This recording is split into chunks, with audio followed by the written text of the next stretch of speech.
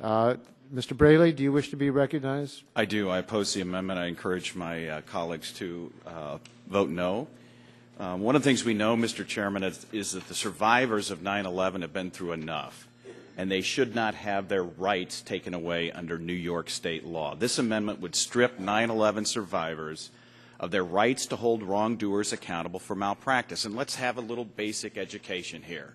In every medical malpractice case, you have to begin by establishing what the standard of care was at the time the patient was treated. And there's a variety of ways you can do that, including consensus standards that are adopted by national board certifications of the various medical specialty groups. That's always an issue.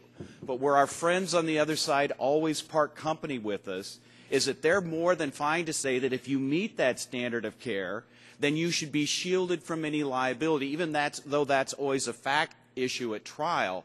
But if you fail to meet the standard of care required by that national consensus standard, God forbid that you could use that to hold someone accountable for failing to meet the standard. This amendment is completely one-sided. Even if an injured patient cannot use the physician's failure to adhere to the protocols as evidence of malpractice, the physicians would benefit from complete immunity for following the protocols. It would even provide immunity for malpractice that is completely unrelated to this bill's protocols.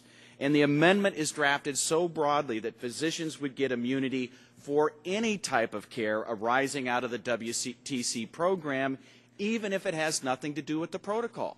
So we want to encourage this entity that's been created, the administrator under the statute that's referred to in the amendment is required to enter into contracts with data centers, which then have the responsibility for developing monitoring, initial health evaluations, and treatment protocols.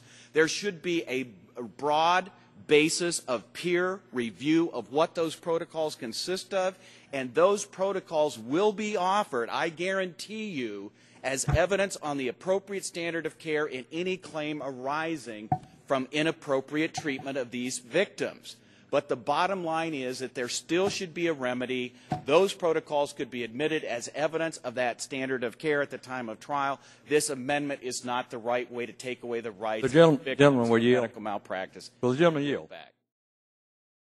And I yield back. Claiming my time, Mr. Chairman, everybody who's involved in any medical liability case knows that a bad outcome does not mean you have a provable claim of medical negligence.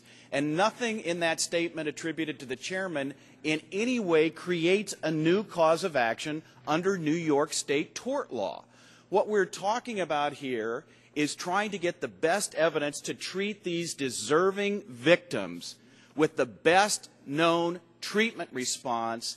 And if they do that by following a protocol, that will be a shield because it will be offered as evidence at trial that that health care provider did in fact meet the required standard of care.